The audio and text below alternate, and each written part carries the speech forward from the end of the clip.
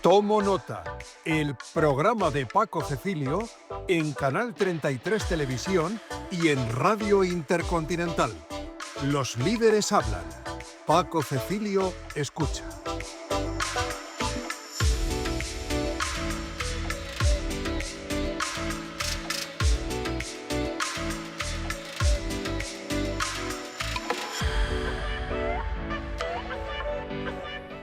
Ser bienvenidos, ser bienvenidas una semana más, Tomo Nota con Paco Cecilio. Hoy os voy a traer un personaje, un político, joven, senador del PSOE, técnico de Hacienda, y esto que os voy a decir, antes de que veáis en pantalla de quién se trata, seguramente a él no le guste, pero yo os lo voy a decir, quedaros con este personaje que os voy a presentar. Probablemente sea, dentro de muy poco, presidente del gobierno de España. Juan Lobato, muy buenas. Buenas, Paco. ¿Te ha gustado qué ambicioso tu presentación. ¿Te ha gustado la presentación? Un placer saludarte. Oye, quien a ti y a mí nos presentó, a mí me dijo cuando me presentó, me dijo, aquí tienes al próximo presidente del gobierno. Pues sería un amigo, seguro. Un amigo en común, Sí. Un amigo en común. Vamos a conocer hoy un poco más en profundidad. Vosotros conocéis este personaje, ha sido secretario general del PSOE aquí en Madrid, pero no vamos a hablar de política, porque hasta ese momento todos le conocía. Y yo quiero que hoy conozcáis, pues, la persona, toda su trayectoria desde que nació. ¿Dónde nace Juan Lobato? Pues nazco en Madrid, en la ciudad de Madrid. Vivíamos entonces, mis padres vivían, vamos, en la Plaza del 2 de Mayo, pero en la Plaza del 2 de Mayo de los años 80, que no es la de hoy. Hoy se está ahí estupendamente, pero en los años 80, acuérdate que era un sitio muy complicado de droga y de todos los problemas que en Madrid había en los 80, y rápidamente, con 3-4 años, nos mudamos a Soto del Real, a ese municipio donde he vivido desde entonces. ¿Tus padres a qué se dedicaban? Mi padre es abogado, estuvo en política, fue concejal con Tierno Galván, unos años allí en los 80 precisamente, y luego ya estuvo en la empresa privada y trabajando como abogado, ¿no? Y mi madre es arquitecto, ejerció unos cuantos años, luego lo dejó y pasó a hacer cosas más como ONG de exposiciones, de diferentes actividades y bueno, con talleres culturales y cuestiones así, y ahí sigue, porque le encanta y lo disfruta mucho. ¿Y por qué cambiáis, por qué vais de Madrid a Soto del Real? Pues fíjate, ahora mismo en Soto, que está creciendo mucho, están llegando muchas parejas jóvenes con hijos a punto de tenerlo, precisamente por lo que tiene Soto, que es un municipio tranquilo, en mitad del Parque Nacional, medio ambiente, tranquilidad, calidad de vida. Los niños con 6 años pueden ir con las bicis tranquilamente, no es como la dificultad que hay en Madrid, ¿no? Y añádele a eso lo que te decía antes de que Plaza del 2 de Mayo, calle Ruiz, que era mi calle, en los años 80 era un sitio complicado, que salías con los niños y el entorno y el ambiente que había era pues todo el tema Pero podéis haber ido a Barrio Pilar. Sí, fue casualidad, no teníamos ningún referente en Soto, vamos, mis padres no conocían a nadie, miraron un poco en Manzanares, cuenta siempre mi madre, pero al final fue Soto la casa de alquiler que encontramos y estuvimos viviendo en esa misma casa de alquiler 10 o 12 años. ¿Cuántos hermanos tiene Juan Lobato? Tengo una hermana que es 3 años y medio más joven que yo, que vive en Londres hace muchos años, es británica, de hecho le han dado ya la ciudadanía, el citizenship británico, se ha casado con un irlandés, está embarazada, da a luz en enero y bueno, pues... ¿Su primer niño? Sí, su primer niño. Y nada, y es una tipa increíble, vamos, tenemos muchísima relación, viene bastante, ahora vamos nosotros también en Navidad y hemos tenido una muy buena relación desde siempre y muy cercana, pese a estar en Londres todos estos años, pero bueno, nos queremos un montón y la verdad que la disfruto mucho. ¿Y cómo fue esos primeros años tuyos? Tú tienes 4 años cuando llegáis a Soto del Real, ¿cómo son esos primeros años, el colegio, dónde estudias, cómo era la relación con tu hermana? Pues mira, en Soto cuando llegamos había 2 coles. El colegio concertado... ¿Cuántos habitantes tenía Soto para ir haciendo un poco...? Claro, entonces Soto debía tener 2.500, 3.000, 3.500 habitantes, algo así. Ahora tiene 10.000, para que veamos un poco la referencia para que se vea de la evolución en estos 30 y tantos años ya. Y cuando llegamos había 2 colegios, uno el salesiano concertado y otro el colegio público de toda la vida, lo que era la escuelita de toda la vida, ¿no? Y el único que tenía comedor era el salesiano, el concertado, y entonces mis padres pues decidieron que fuéramos al colegio concertado por su trabajo, porque no les daba tiempo a llegar a la 1 a recogernos y comer en casa, y la verdad que lo disfruté muchísimo, vamos, fue el cole al que fui desde preescolar hasta selectividad. y fíjate que a nivel religioso yo no estoy ni bautizado, aunque sí me considero de filosofía cristiana, digamos, ¿no? Vamos, yo creo como casi todos los españoles, ¿no? Y pude disfrutar en ese colegio muchísimo, vamos, me encantó. Fue una experiencia y el ambiente que tenía, una maravilla. No estás bautizado, esa es una decisión que no tomas tú, que toman tus padres, entiendo, porque tus padres no quisieron bautizarte por sus creencias religiosas o su ideología política, ¿o por qué? No, bueno, incluso creencias, mis padres sí están bautizados los dos y se casaron por la iglesia con normalidad. Y vamos, yo diría que más mi padre que mi madre, en cuanto a sacramentos católicos, diría, sí que ha tenido más la creencia en los sacramentos, por así decirlo, pero bueno, yo creo que somos una familia, como la inmensa mayoría de los españoles, como te digo, de filosofía cristiana, ¿no? Que es un poco yo también lo que viví en el cole, que son los valores de la solidaridad, de la igualdad, del compañerismo, pues eso que además tiene mucho que ver con la ideología socialista y socialdemócrata, ¿no? No olvidemos que el PSOE nace, y no quiero hablar de política, pero el PSOE nace del humanismo cristiano, o sea, el humanismo cristiano inspira la creación del PSOE, ¿no? Y bueno, pues todos esos valores son los que yo he vivido en mi familia, en mi colegio y en mis entornos siempre, ¿no? Pero bueno, tu ideología del colegio no te vendría más de casa. ¿En tu casa tenían la misma ideología que tienes tú? O sea, ¿a ti te viene esa ideología porque la has vivido en casa? Sí, fíjate, hay dos planos distintos. Mi padre fue concejal con Tierno Galván, o sea, mi padre es un tipo del PSOE, de toda la vida, o sea, un señor del PSOE, eso es así. Y luego yo... aclara muy bien, del PSOE, del PSOE, porque ahora no se sabe del PSOE. Bueno, del PSOE de toda la vida, efectivamente. Pero yo tenía mucha influencia, recibía mucha influencia de mi tío, que es su hermano, el hermano de mi padre, que es el que más me hablaba de política, y durante mi juventud iba casi todos los fines de semana a su casa, él vivía con mi abuela, porque él era soltero, y mi tío era comunista del PC también de toda la vida, que me llevaba a las fiestas del PC a la casa de campo, acuérdate los conciertos que se hacían allí, que eso era una pasada, vamos, ya no existe eso ni volverá a existir, pero él sí que me ejerció mucha influencia a nivel ideológico, o sea, más que a nivel ideológico de apuntarme una ideología, a nivel de reflexión sobre grandes temas sociales y políticos. Leía muchísimo, tenía una biblioteca gigante y me estaba todo el rato ofreciendo libros para leer, y sí que tuve mucha influencia a ese nivel más intelectual, digamos, de mi tío, pero la influencia política es de mi padre, evidentemente, que es un tipo además muy serio, muy ordenado, que tiene las ideas muy claras y que tiene una visión política de lectura de la realidad muy buena y que a mí me ha inspirado siempre en todos los pasos que he dado, claro. ¿La relación con tu hermana era una buena relación? Además de hermano, ¿eras amigos? ¿Jugabais juntos en la infancia? Pues... ¿teníais amigos comunes? ¿Cómo eran esos primeros años de tu vida, ya con 10, 12, 15 años, en Soto? Pues mira, yo ahora que ya tengo, mi hija mayor tiene 8, y mis hijos en 4 años están los 3, o sea, tengo... se llevan 3 hijos, tú tienes 3 hijos. Y se llevan año y medio cada uno. Les veo en un punto de interacción mayor que el que yo recuerdo tener con mi hermana, al menos en esas edades, hasta los 8 o 10 años. Porque se llevan tan poco que, claro, comparten, o sea, los deberes, pues casi hacen con el otro, los juegos son todos muy parecidos, los amigos de unos son amigos de los otros, chicos, chicas, tal, el fútbol, la gimnasia rítmica, o sea, les veo más integrados en un mismo ambiente y entorno que lo que yo tenía con mi hermana, que había como más distancia. Yo ya con 4 años más, digamos que estaba en otra película respecto a ella, aunque luego en la adolescencia siempre nos cogen las mujeres. A lo mejor era porque tú eres chico y ella es chica. Posiblemente. Porque tú tienes 3 hijos que son varones. Son chica, chico el mediano y chica también la pequeña.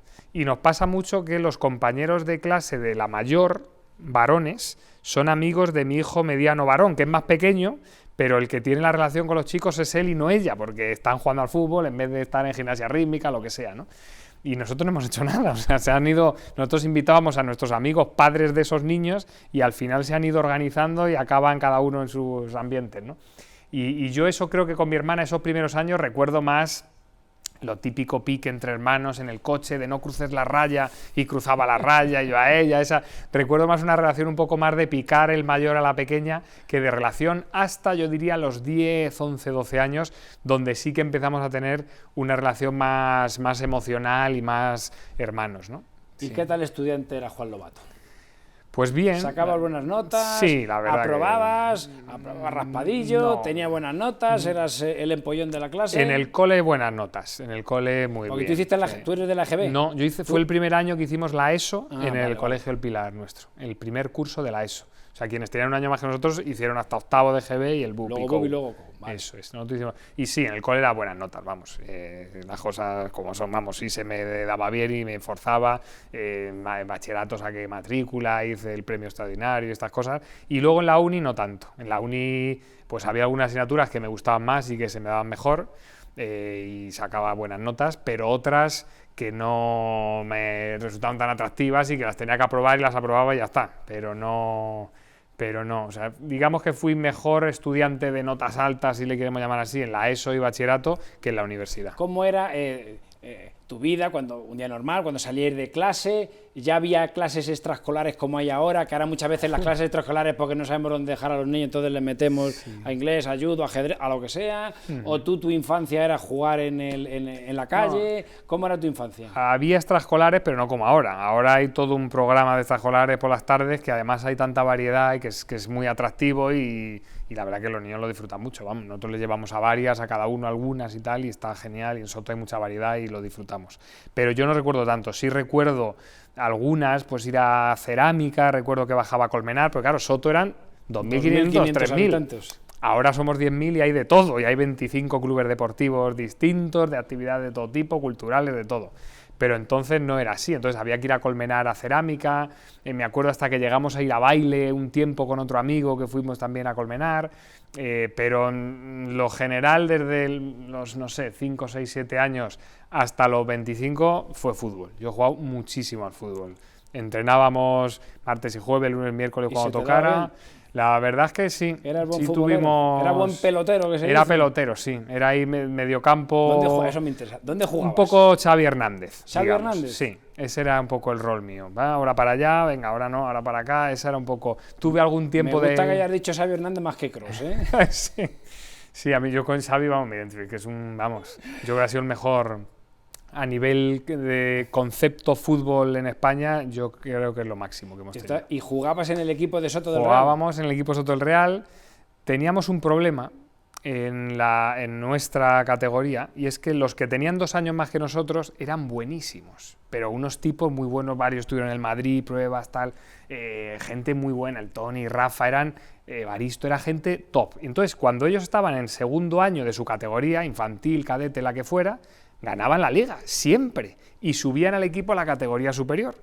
Y al año siguiente subíamos nosotros de primer año, o sea, los chiquititos del campeonato, pero en una categoría superior a la que nos habían subido los otros. Heredabais la categoría, porque ellos habían pasado a la siguiente. Ellos habían pasado a cadetes. Si eran infantiles, cadetes, y eran cadetes juveniles. Claro, se iban a cadetes, subíamos nosotros a infantiles, pero claro, a una categoría más, con un año menos, y nos metían unas palizas tremendas, sufrimos mucho. ¿Y hasta qué edad estuviste jugando al fútbol? Pues hasta que me empecé a romper ligamentos cruzados, que tengo... Esa lesión de futbolista profesional. Esa lesión de futbolista gorda, sí, sí.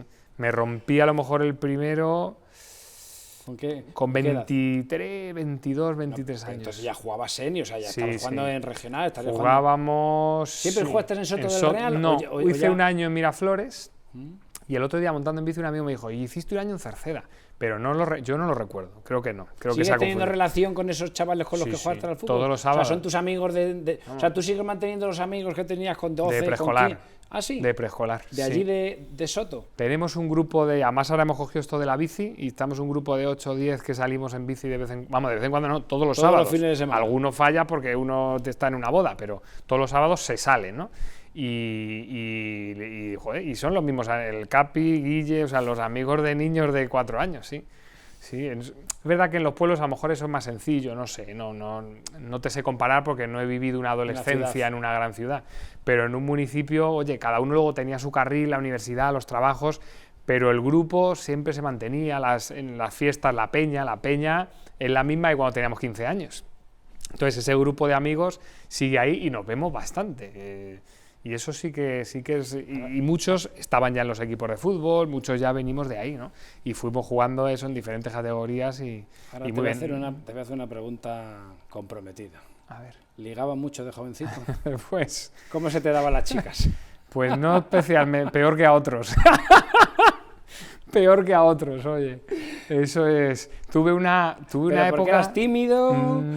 Sí, no, o sea, no tenía la... Fíjate, no ¿Te faltaba salero? Sí, ¿Te faltaba...? no sé si era salero, o sea, yo creo que era gracioso, pero no tenía la valentía de otros que iban... Oye, ¿qué tal? Yo eso era como, pero venga, esta chica. Y yo, pero esa chica, ¿cómo voy a ponerme a hablar con esa chica? No la conozco de nada. Esa cosa...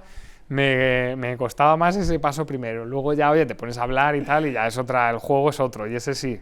Pero la ruptura de barrera de frío me costaba, sí. Tuve una cosa curiosa, y es que hubo un tiempo que tuve coleta, con 15 años o así, tenía el pelo largo, y en el fútbol así me llamaban Simba y tal, así una cosa como... Y que con... Joder, no te imagino con pelo largo, Juan. Y pues ya no fue mucho tiempo. Y con coleta ya ni te cuento. No fue mucho tiempo, pero un año y medio, 2 años. Nos tenías que haber tirado alguna foto. No tengo muchas, una pena. Pero no era coleta larga, era como el pelo que empecé a dejármelo largo así, y para el fútbol me daba como, no sé, me sentía ahí poderío. Sí, a mí me sentía ahí cómodo. Y me pasó una cosa que me decían las chicas, qué feo estás con el pelo largo, pero es cuando más ligué. O sea, es una cosa que digo, sí, feo, pero mira, por lo menos este añito está sirviendo. Hasta conocer a la que hoy es tu mujer, ¿cuántas novias tuviste? No lo sé, no muchas, Vamos, bien pocas, porque Susana yo la conozco del colegio. O sea, mi mujer iba a un curso menos que yo, y además nos llevamos muy poco tiempo, porque yo soy de noviembre y ella de febrero, entonces yo soy 3 meses mayor que ella, pero ya en el cole nos conocimos rápido. O sea, antes tuve alguna novia así del pueblo y así, pero nada, 2, 3, por ahí. ¿Estudias en qué universidad? En la Autónoma de Madrid. ¿Y haces? Y estudié Derecho y Administración y Dirección de Empresas. Derecho, entiendo que por tu padre. Pues me gustaba mucho la combinación, igual que luego la oposición. O sea, el derecho me gusta porque entender el sistema como que me da una arquitectura mental que me da seguridad, como esto es así por esto y esto por esto, claro, y esto encaja. Pero me parece muy aburrido el tema de artículos, la parte jurídica profunda me resulta un poco sosa. Y sin embargo, la otra parte, lo que me daba la contabilidad, las matemáticas financieras, toda esa parte de administración y dirección de empresas, de visión más estratégica, de planes de acción, me daba una combinación interesante. O sea, que nunca, entiendo por lo que estás diciendo, nunca ejerciste el derecho. O sea, no, abogacía, nunca la ejerciste. Estuve colegiado un tiempo, como no ejerciente, pero no llegué a ejercer. Estuve en un despacho trabajando al principio de... Al acabar la carrera, no sé, 8 meses o así, mientras estudiaba la oposición. O sea, pero no llegué a ejercer, o sea, no me puse toga nunca. No. Pues estáis conociendo un poco más en profundidad al político que todo el mundo conoce, que todos conocemos, pero que estas cosas, que nos ha dicho que era tímido y que no ligaba. Yo no me lo creo, Yo no me lo creo. Ligaba mucho. Y que era un buen pelotero, además ha dicho que era como Xavi Hernández. Si hubiera sido la mitad de Xavi Hernández... Bueno, como Xavi Hernández no, que esa era mi posición. Otra cosa es el nivel de unos y el de otros. Pues ahora, después de la publicidad, que nos vamos a ir 30 segundos, Juan, que tenemos que vender algo aquí también. Muy bien. Vamos a volver con Juan y ya nos va a contar qué hizo al acabar la universidad, cuándo se casó, cuál fue su primer trabajo y cuándo y cómo y por qué se mete en política. Así que nada, no os vayáis, que volvemos en 30 segundos. Cuando sales de casa por la mañana, ¿qué prefieres? Muy bien. ¿Un día gris o soleado? Tu forma de vestir también dice cómo te sientes. En Paco Cecilio Moda Hombre apostamos por el color y el tono positivo. Ese es el ADN de la ropa de Paco Cecilio. Una moda cómoda, actual, que contagia energía positiva. En otoño, Paco Cecilio Moda Hombre ofrece alegría y carácter. Toda una declaración de confianza. Colección Otoño. Paco Cecilio. Pues me está encantando estar con Juan Lobato, me está encantando su historia. Recordaros que estamos en el 95.4, Radio Intercontinental. Estamos en Canal 33 Televisión y las 24 horas en YouTube. Nos podéis seguir desde cualquier parte del mundo. Estábamos hablando, durante tus estudios universitarios, ¿eres de los que trabajabas y estudiabas? Sí. Trabajé. ¿Pero trabajaste en algo de lo que estabas estudiando o trabajabas de camarero para ganarte un dinerito? Trabajé de camarero 7, 8 años. He dicho camarero porque es lo típico, pero vamos. Sí, trabajé en Soto, además en un sitio magnífico, que ahora se ha reconvertido el negocio en otra cosa y les va fenomenal también, pero que yo disfruté ahí 7 años, me encantó, porque conoces un montón de gente, lo disfruté mucho y además tenía un trabajo temporal, pero temporal de verdad, Paco, en función del tiempo que hacía. Si hacía sol, trabajaba porque había terraza, y yo servía la terraza, y si llovía, pues no trabajaba porque no había que servir la terraza. Trabajo temporal, Pero, literalmente. Que me jugó alguna mala pasada esto, ¿eh? ¿Por qué? Porque sábado por la noche, con los amigos, salimos, no salimos, sí, mañana yo creo que va a llover, entonces no trabajo, salimos, y salíamos ahí hasta las tantas, porque entonces se salía mucho por la noche. Eso ha ido cambiando culturalmente, afortunadamente. Entonces se salía mucho y hasta muy tarde. Y llegaba en las 10 de la mañana, me llamaba mi jefa, y yo decía, pero si está lloviendo, Dulce, ¿cómo que abría la persiana y veía un sol? Digo, me cago en la leche. ¿Cómo se me ocurrió ayer salir hasta las 6 de la mañana? Esto me pasó en un par de ocasiones. Y a currar. Y a currar, Pero con efectivamente. esa edad yo también lo he hecho, íbamos a currar Nada. durmiendo 2 horas y alguna vez eso que llaman los jóvenes, empalmando. Sin problema, sí. Terminas la carrera y empiezas a trabajar, y cuándo, o sea, ¿por qué te presentas a la oposición? Por ese sentimiento que tiene mucha gente de voy a hacerme funcionario, que me da estabilidad, que me da seguridad, y ya entonces me despreocupo y ya tengo un salario para toda la vida, ¿o por qué? No. Yo primero, vino por una recomendación que ahora te contaré, pero a ese nivel de pregunta para mí fue curricular.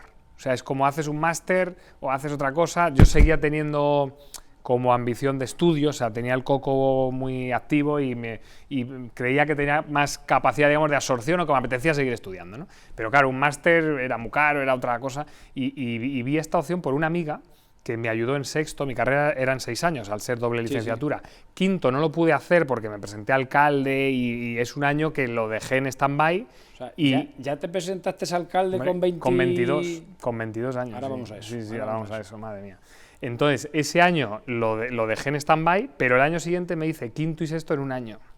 Y todo aprobado en junio, no me quedó ni una para septiembre. O sea, me metí los 2 años, y todo gracias a una amiga, amiguísima, Marta, que me dijo, no pasa nada, esto lo puedes hacer. Te organizas así, estas asignaturas, estas optativas que son sin examen, esta otra que es con un trabajo, tal, esta...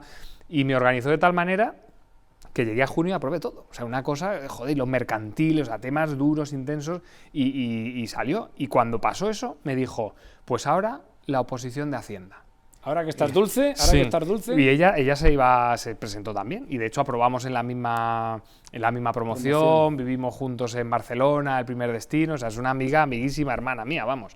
Entonces fue por recomendación, como ella me dijo, es que esto, precisamente con el gancho de que tenía ese equilibrio, que era leyes y derecho, claro, mucho, pero también la parte de contabilidad, de economía, de gestión, y ese fue el camino por el cual acabé la carrera y me puse directamente, vamos, que en septiembre me estaba examinando de la oposición, el primer examen. ¿Y cuándo te das cuenta, cuándo dices quiero ser, o sea, te metes en política local, cuándo te entra esa venita y por qué, y por qué, y por qué? Pues sabes qué, Paco, que es que eso es, no quiero decir de niño, pero casi, o sea, yo en el cole recuerdo perfectamente encargarme de organizar la liga del recreo. Pero a lo mejor te hablo de, no sé, en tercero de la ESO, cuando decir, venga chicos, vamos a organizar, ir por las clases, quién se apunta al equipo, tal, y era como hacer cosas que eran útiles para que todos nos divirtiéramos, ¿no? Hablar con los profesores, convencerles, me acuerdo un año de que el equipo que ganara la liga tenían que hacer un equipo de profesores y jugar contra ellos, el día de María Auxiliadora, que era el día grande del cole y tal, y les convencí y dijeron que sí los profes. Eso es política, tío. O sea, eso es política, cómo en tu entorno puedes, oye, implicarte para hacer cosas que ayuden a que todos podamos disfrutar más, ¿no? Y de ahí el paso a la política local es muy cercano, porque es muy parecido. O sea, yo cuando empecé, montamos juventudes, tal, pues hacíamos como cosas de recogías de firma para que hubiera esto, para lo otro, o sea, cosas muy sencillas, pero que tenían que ver con tu entorno más próximo, ¿no? Y cuando cumplí 18 años pasó una cosa que es que en el PSOE había muy poquita gente, porque era un sitio muy de derechas, de siempre arrasaba el PP, siempre, ¿no? Y me dijeron, oye, tienes que ir en las listas en puestos de salida. Y yo llegué a casa y le dije a mi padre, papá, me dicen, no sé qué, tengo que ir en una lista, un puesto de salida, no sé bien lo que era. Y me dice, anda, qué tontería, ponte a estudiar la universidad y dejate ya de historias y tal. Pero al final fui en la lista. ¿En qué número? El 2, con 18 años. Pero es que el 1 al año ya no estaba. Y me quedé yo de 1 con 19 años. ¿Y en esas elecciones cuántos concejales sacó el PSOE? Pues yo creo que teníamos 2 y sacamos 4, subimos a 4. O sea que entonces tú sí que saliste como concejal. Sí, salí.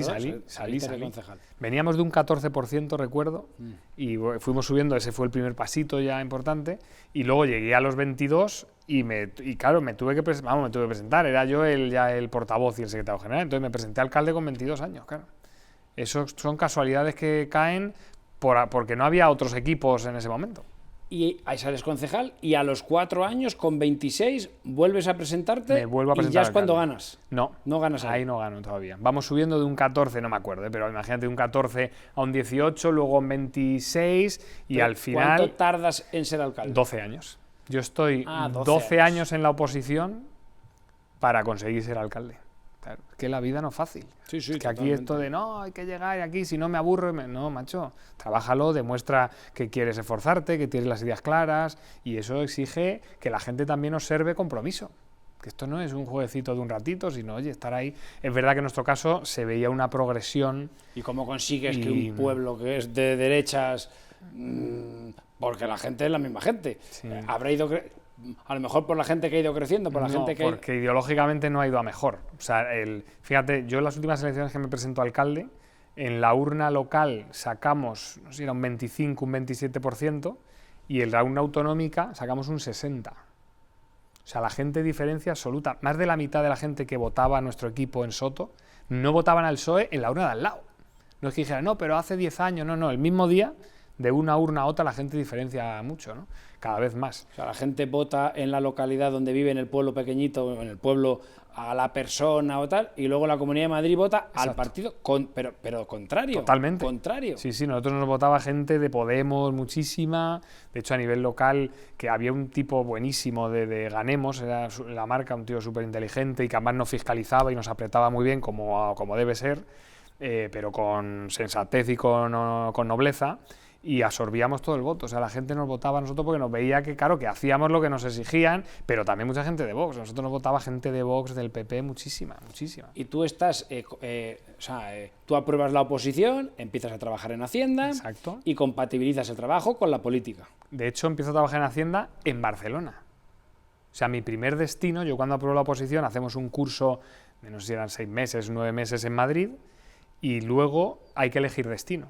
Y tú para eliges- mi promoción no salió Madrid ni una plaza. La número 1, de hecho, de la promoción, que es muy amiga mía, se fue a Barcelona también y fuimos compañeros de La piso. amiga de la que No, hablaba- otra. otra Vivimos amiga. 4 en Barcelona, fíjate, compartí piso con 3 compañeras de promoción.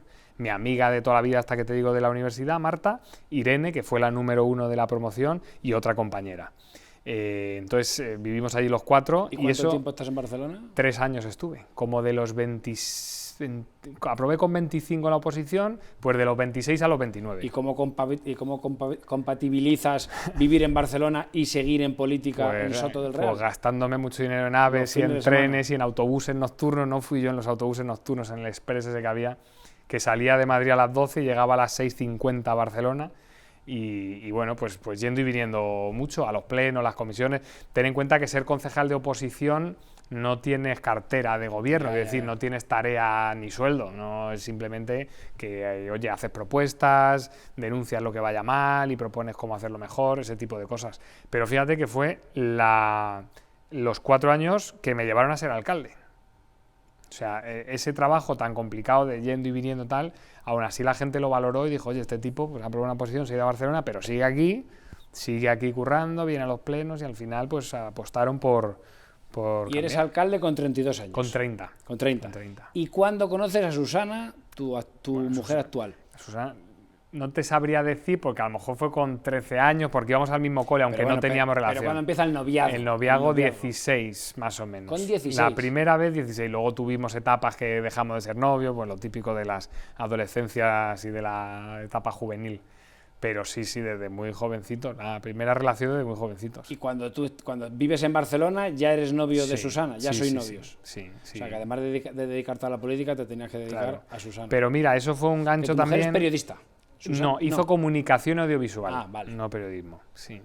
Y eso también estaba bien porque yo venía a los plenos, pero además venía a hacer mi vida en Soto, mi novia, por supuesto, mis amigos, mi familia. familia. Entonces pude mantener una relación y un vínculo muy intenso pese a estar en Barcelona. Y esa alcaldía, la primera vez que ganas las elecciones, que eres alcalde, de dedicación plena, ¿dejas ya la administración o compatibilizas trabajo con la alcaldía? Lo compatibilizo en la fase anterior, o sea, todos esos años de 26 a los 30 Sí, que se estás en puede ser Barcelona, concejal y sí, ser en Barcelona, y ya cuando paso a ser, además tuve el último año de clases en la universidad, también en la Autónoma, precisamente para un programa de preparación de opositores, pero al entrar a ser alcalde, la primera fase de entrada de alcalde fue muy dura en intensidad de trabajo y no pude ni seguir dando clases, que me encantaba, pues es de lo que más me gusta, precisamente porque es cuando más se aprende, dando clases y escribiendo. Yo creo que es el espacio en el que más se aprende, y tuve que dejarlo porque era imposible con un nivel de vida mínimo. Cuando entramos a gobernar, ten en cuenta, después de décadas y décadas... Exactamente, ¿cuánto tiempo lleva gobernando el último alcalde socialista lo fusilaron en la Guerra Civil. O sea que imagínate. Eso, y claro, tocó hacer todo de cero y ahí no pude seguir ni con las clases ni con Hacienda.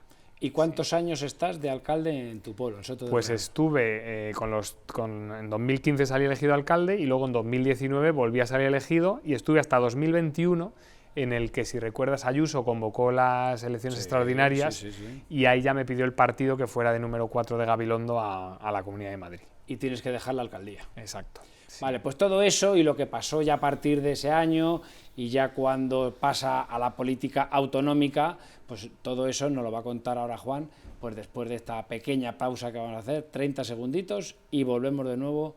Espero que os esté gustando la vida de Juan como me está gustando a mí. No os perdáis, que volvemos enseguida. Cuando sales de casa por la mañana, ¿qué prefieres?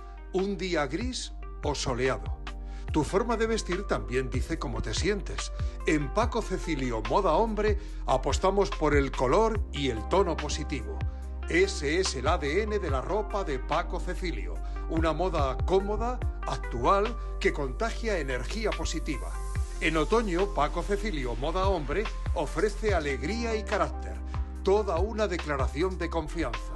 Colección Otoño. Paco Cecilio.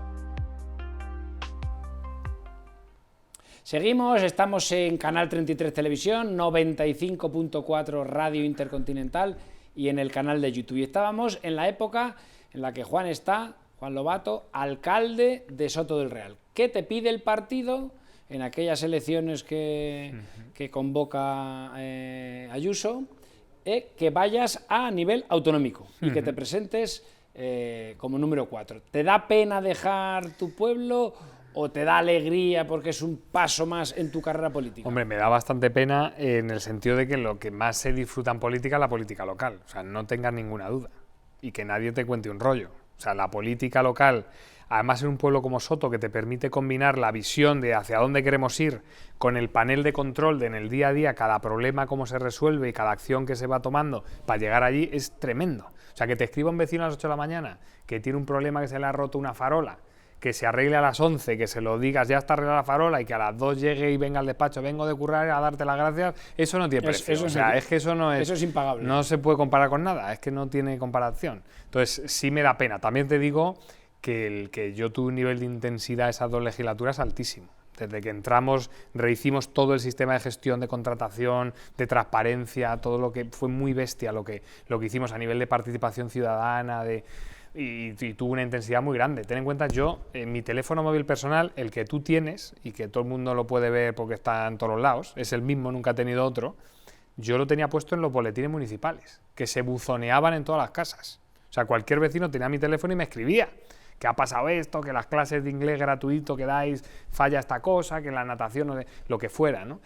Y eso para mí fue una joya, porque tenías absolutamente información, criterio y sensibilidad, pero también tenía mucha dedicación. Yo pasaba mucho tiempo al día contestando, atendiendo, derivando tareas. O sea, era un sistema que funcionaba muy bien y afortunadamente los vecinos lo supieron valorar en votos y se lo agradezco enormemente, pero que tiene un nivel de exigencia. Yo no me veía 20 años de alcalde. O sea, igual que estos alcaldes que hay, que son héroes para mí, vamos. Yo veía 2 legislaturas, quizá 10 años máximo. Ese era mi horizonte un poco temporal, pero bueno, fue a la segunda legislatura porque pasó esta circunstancia extraordinaria y así fue. Al final estuve 18 años en el ayuntamiento. La política municipal dices que es muy agradecida y la nacional, espero que pronto lo sepas. ¿La autonómica es agradecida o ya pasa a ser ingrata? Bueno, ahora estamos en un ciclo político en el que es ingrato por el tono que hay, ¿no? Por el nivel de polarización, de tensión, de crispación, además de una crispación artificial en la que da igual el tema que sea, que hay que ir a muerte. Y dices, oye, pero que estamos hablando de los currículum falsos de los políticos, ¡a muerte! Pero que ahora estamos hablando de Gaza y Palestina, que es un problema, ¡a muerte igual! Entonces, eso tan artificial, a mí es lo que me generó esos 3 años que estuve allí, por ejemplo, debatiendo con Ayuso. Al principio era una cosa ridícula. Luego ya, yo creo que humildemente conseguí, yo creo que Ayuso diera algunos pasos, empezaba ya a contestarme a los temas de fondo que yo le planteaba, incluso aceptó alguna de las propuestas que le hice, o sea, digamos que tuvimos cierta capacidad de llevar la relación hacia un mínimo de utilidad, muy poquito, porque al final el clima y la tensión era la que era, ¿no? Pero bueno, esa era mi tarea, y sí que disfruté, en ese clima de polarización y de populismo constante, el por lo menos poder hacer algo distinto. O sea, por lo menos que la gente, y me lo decía mucho la gente eso por las redes sociales o por la calle, en un restaurante, decía, es que eres un político raro. Porque no insultas. No insultas. No insultas, haces propuestas, es que hablas de cosas. Hay gente, esa frase me hace gracia. Y me la dice, no te iba a decir que mucha gente, pero hay gente que me dice, hablas de cosas. Como digo, joder, ¿qué imagen hay de los políticos que en vez de hablar de cosas, están todo el rato hablando de sí mismos y enfrentados o se hablan de cosas extrañas, ¿no? Esto, o lo típico, que le preguntan por el sol y va con su discurso y yo voy a hablar de la luna, tú di lo que quieras, yo la luna. Y tú venga a preguntarle por el sol y sigue con la luna. Total, pues por eso disfruté esos 3 años en el sentido de poder, por lo menos, ser una especie de referente de lo que yo entiendo que es buena política, que es respeto, educación, hacer propuestas y tratar de ser noble en lo que hace, vamos, que tampoco tiene mucho misterio. Cuando vemos en la tele esos enfrentamientos a nivel Feijóo-Sánchez o a nivel Juan Lobato, Isabel Díaz Ayuso, que son casi faltones, casi macarras, casi chulescos, casi... Cuando se baja el telón y os veis por los pasillos, ¿sois amigos? ¿Os habláis? ¿Eso es una escenificación como si fuera una obra de teatro y luego donde la has insultado y te has metido con su madre, con su padre, con su tía, te terminas tomando un cafetito en el bar? A primeros niveles, nacional, yo creo que no existe relación. Vamos, por la información que yo tengo y por lo que yo he visto en directo, no hay ni un... O sea, cuando acaba ayer la sesión de control, Rajoy y Sánchez no se toman un cafetito. No, para nada. Vale. ¿Y a nivel autonómico? A nivel autonómico, yo con Ayuso, el tema es que tengo una relación de antes de estar los dos en primera línea. Entonces ya hay... O sea, es una relación que hemos continuado en el tiempo. Es verdad que en el enfrentamiento directo ha habido etapas más duras, con el tema del hermano y las comisiones de las mascarillas. Esa fue una etapa en la que se enfrió la parte nuestra de relación. Pero luego, fíjate, te voy a decir una cosa. Yo en el debate parlamentario con Ayuso, por supuesto, creo que no la he insultado nunca, ni a ella ni a nadie. Vamos, que se busquen las hemerotecas si hay algún insulto mío, que espero que no aparezca porque he intentado no hacerlo nunca. Pero ella a mí tampoco.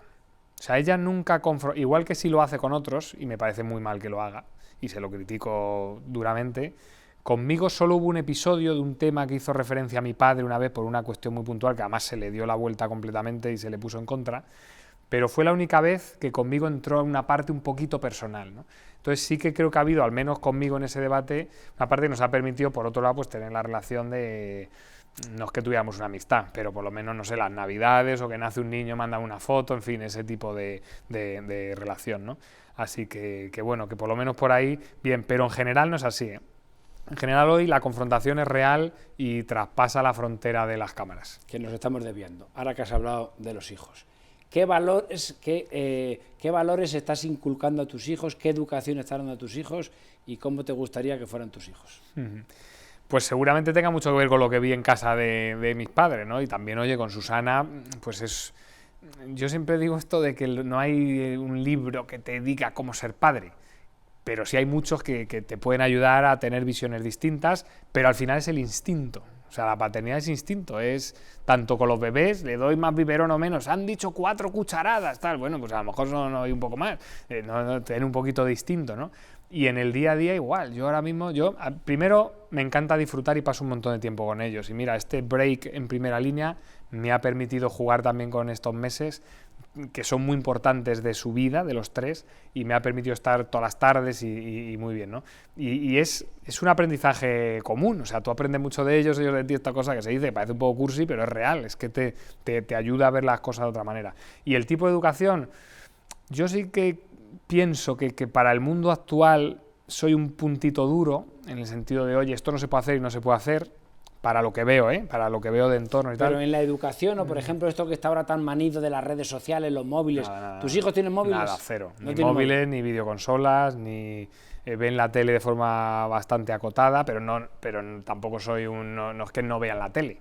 Pero no deja que estén 10 horas al día viendo la tele. No. Tienen el tiempo eso muy acotadito, cosas que sabemos que tal, lo ven todo en inglés, por ejemplo, o sea, hay ciertos hábitos que sí que son hábitos buenos. Y yo creo que además el pico de la curva de la intensidad de la tableta, las redes sociales, creo que ya lo hemos pasado. O sea, creo que las generaciones de padres que ahora tienen hijos de 3, 5, 10 años van a ser capaces de ver lo que las generaciones anteriores es imposible que vieran o viéramos, porque venía todo a tanta velocidad que era imposible. Aparecía una tablet, joder, una tablet aquí, estamos comiendo y el niño está con la tablet, estupendo, porque está con la tablet y mírale que tranquilo. Eso no había perspectiva histórica para valorarlo.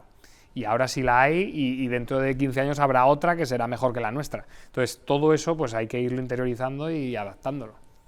¿A cuál de tus 3 hijos le ves con esa, que son muy pequeñitos todavía, pero tú como padre lo tienes que ir viendo, les ves ese liderazgo que has tenido tú, que tienes tú?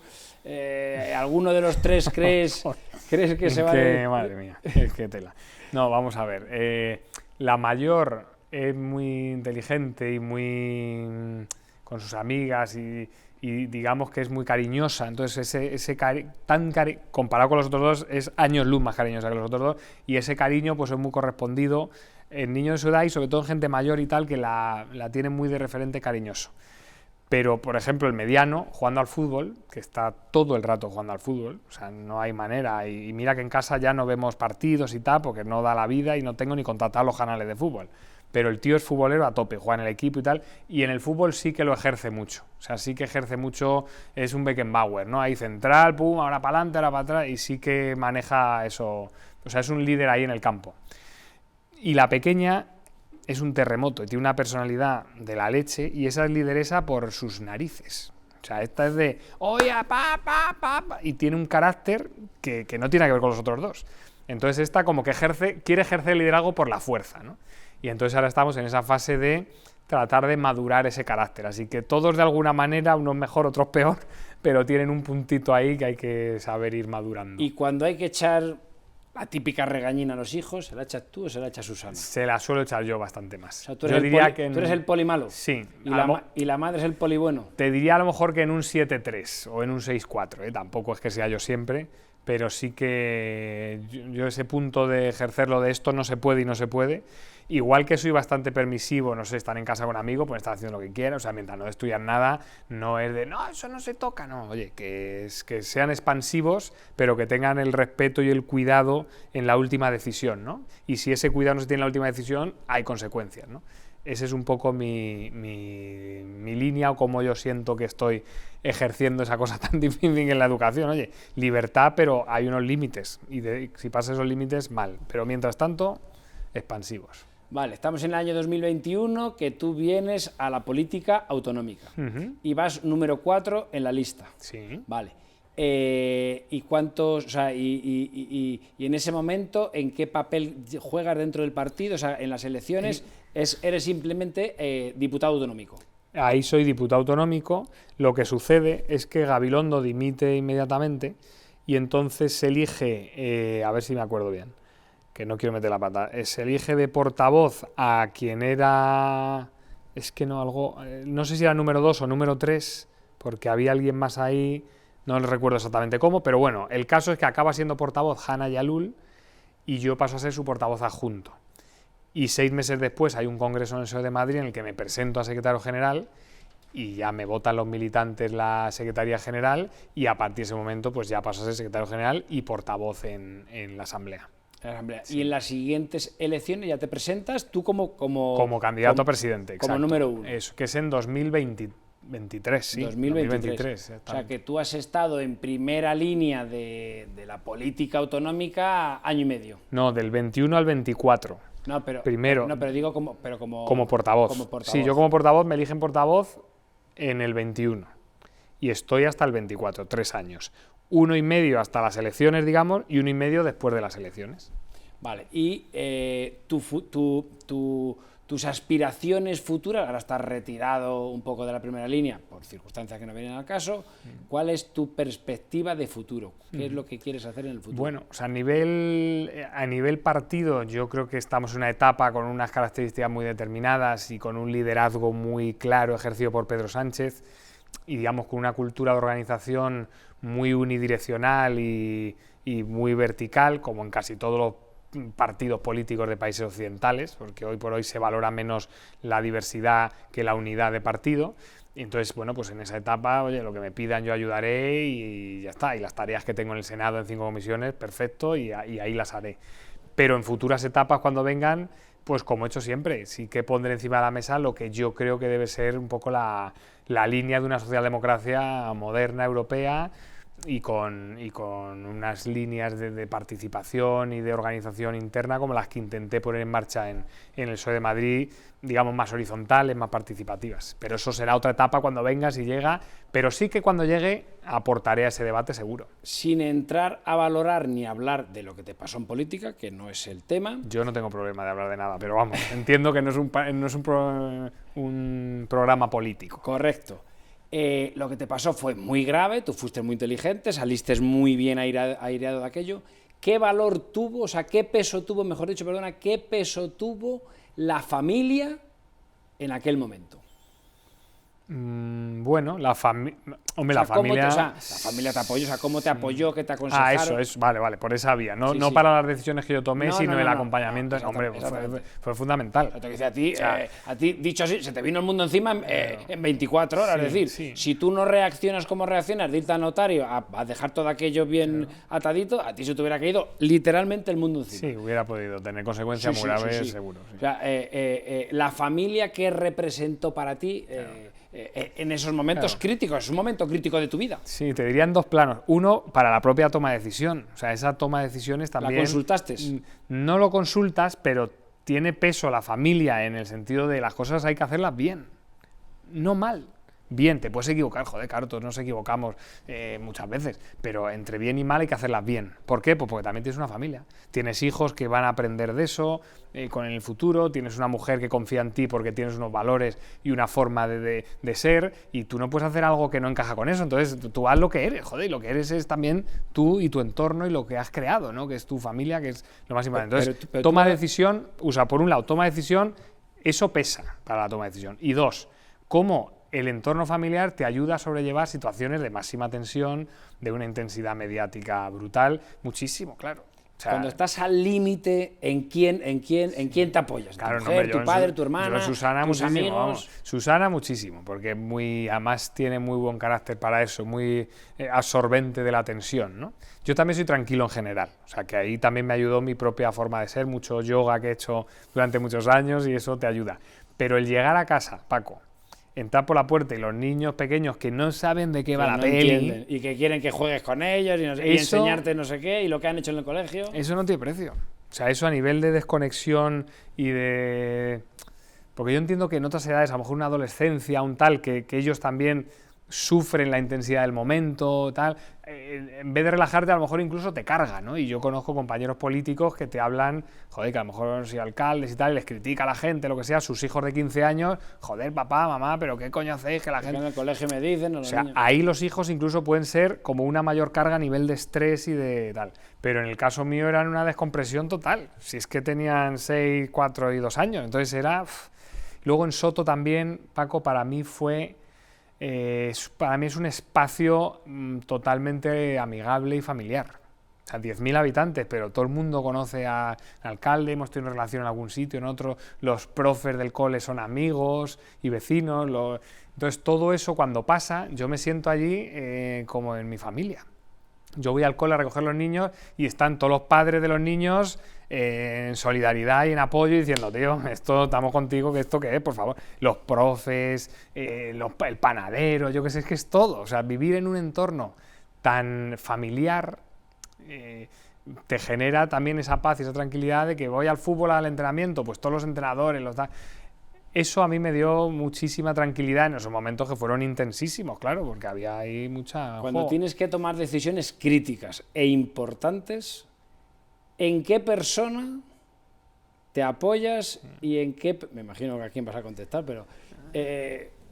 ¿quién es el que tiene una opinión decisiva para ti? Sí, cualificada. Pues yo te diría Susana, por supuesto, pero eso ya está claro. Mi padre...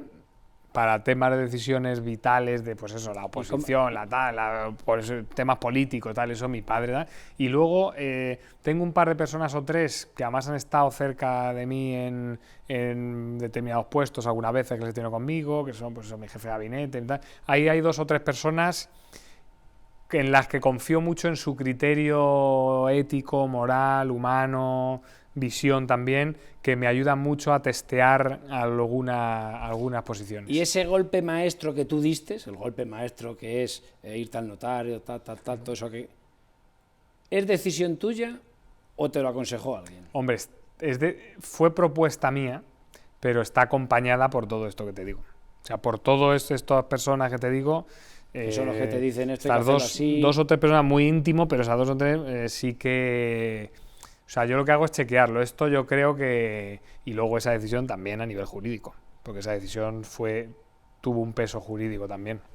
Que te apoyó mucho, que te sirvió mucho tus conocimientos de jurista. ¿Sabes lo que pasa? Que en Hacienda, norma número 1, carácter reservado de los datos personales. Y la violación de ese deber de sigilo que tenemos los funcionarios, para nosotros es la norma número 1. Eso no se puede violar. ¿Y entonces por qué el funcionario número 1 lo violó?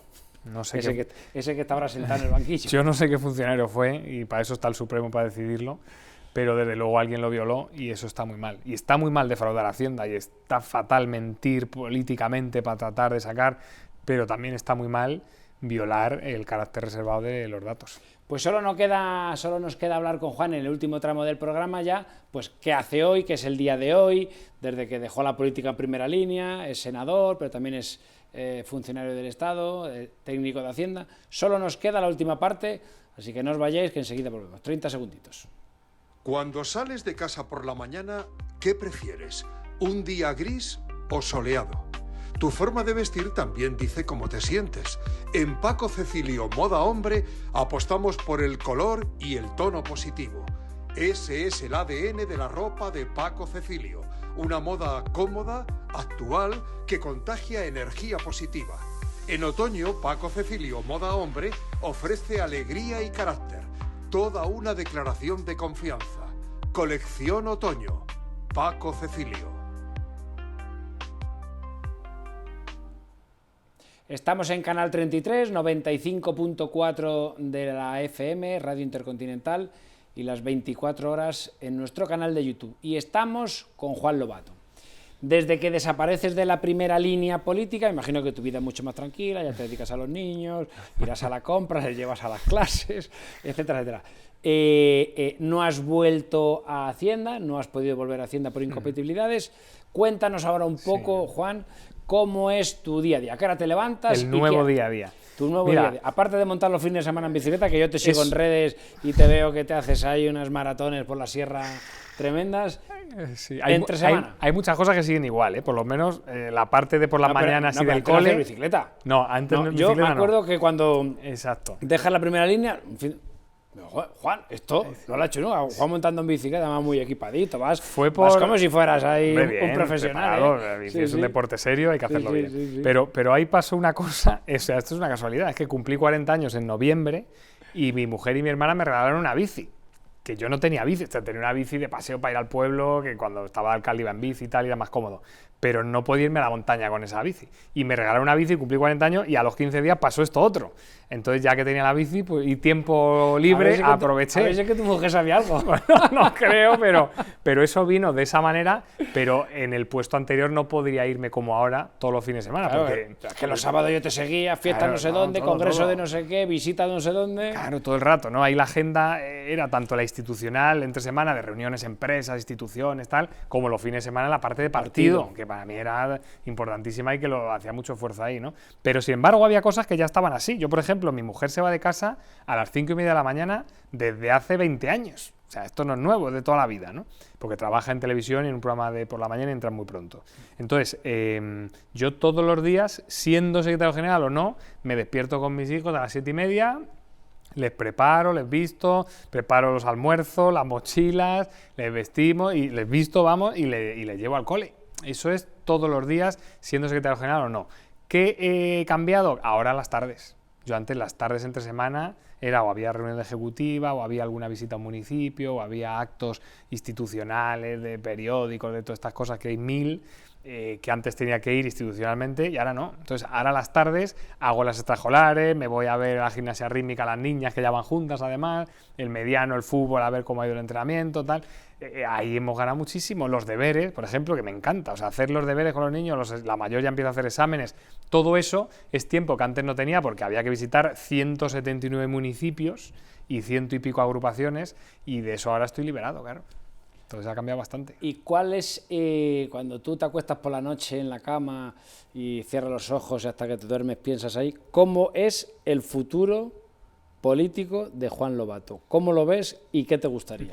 Bueno, en el corto plazo creo que la tarea que más me ilusiona es hacer pedagogía sobre la política buena, sobre cómo se puede hacer buena política. Se puede hacer mala, sí, claro, lo vemos todos los días, pero también se puede hacer buena, que algunos parece que quieren dar a entender que no se puede hacer política sin insultar. Sí, sí se puede, no insultes. No se puede hacer política de propuestas porque nadie oye las propuestas. Sí, claro que las oyen, pero tienes que hacerlas para que las oigan, ¿eh? Si no haces propuestas, no se oyen propuestas. Entonces, el por lo menos utilizar la referencia que de algún modo puedo ser para cierta gente, el espacio público, mediático, estoy haciendo ahora muchas conferencias en diferentes instituciones, colegios mayores, empresas, en fin, mucha gente que me pide ir a este tipo de actividades para hablar de esto, de la situación política y de la buena política. Entonces, lo que veo en el corto plazo es que todo lo que pueda hacer de influencia por la buena política, hacerlo. Pero tu sueño es volver otra vez de nuevo a donde estabas y seguir creciendo a nivel político y llegar a un día, porque desde Madrid es más fácil, llegar un día a ser candidato a la presidencia del gobierno. No sé si candidato en primera persona, porque eso es una cosa que depende de muchos factores, incluido el de que a uno le apetezca y esté en la posición física y mental de dar ese paso, ¿no? Pero sí que en futuras etapas estaré en posición de aportar, y de aportar al máximo nivel, no tengo duda, o sea, que de aportar al máximo nivel de compromiso y de ayudar a formar equipos de gente buena, honesta, noble, con ilusión y con pasión, para que hagan las cosas lo mejor posible. Sí que me veo aportando en ese punto, sí. Pues ojalá, Juan, todo eso que sueñas, ojalá se cumpla, ojalá sea realidad. No sé si eres demasiado soñador, tengo que decirte. Que soñar. No sé si eres demasiado ideólogo y demasiado soñador, pero bueno, te deseo de verdad que todo eso sea así. Espero que hayas estado a gusto. Muy a gusto, he disfrutado mucho. Espero que te haya gustado la entrevista. Sí, señor. No sé si te han hecho muchas entrevistas, no. Que no haya sido todo pim, pam, política, porque tú ahora te veo que también estás mucho de podcast, te veo mucho por ahí. Sí, los podcasts es un formato muy bueno que estás yendo mucho, y bueno, yo he visto algunos de los tuyos para preparar la entrevista de hoy, pero bueno, espero que te haya gustado esta manera de hacer. Lo he disfrutado mucho. Paco, enhorabuena por el formato, creo que es muy interesante, y yo desde luego encantadísimo y se lo recomiendo a cualquiera, así que si os invita Paco Cecilio, venid, que pues se mira, ya que mucho. me estás diciendo eso, te voy a preguntar, ¿a quién te gustaría que sentáramos en esa silla? ¿Alguien relevante, alguien importante, alguien con una buena historia? Sí. ¿A quién te gustaría que pudiéramos entrevistar? Hombre, hay mucha gente interesante, político o fuera de la política, ¿no? De empresas o de... Sí. Que hay mucho, Paco, fíjate, Danos ideas para próximos invitados. Te diría que podamos algún alcalde joven, así que, por ejemplo, por no decir uno de Madrid, que si no me van a dar caña a los que no les digo, ahí hay gente muy buena, alcalde de Mislata, en Valencia, es un tipo muy brillante, alcaldesa de Palencia también, hay gente ahí interesante, sí que te pensaré. Todo esto lo dejo porque hay mucho alcalde joven, muy potente, muy interesante y muy buena gente. Pues les traeremos, ya les contactaremos a través tuya. Espero que os haya gustado la historia de Juan, espero que hayáis conocido a Juan Lobato mucho más en profundidad, espero que os haya gustado, la historia suya es digna de contar, es muy apasionante, como cualquiera de las personas que vienen por aquí todas las semanas. Así que ya sabéis que nos podéis ver todos los jueves a las 10 de la noche, Canal 33, Radio Intercontinental 95.4 y nuestro canal de YouTube. Así que no nos faltéis ningún jueves, por favor. Un saludo de vuestro amigo Paco Cecilio.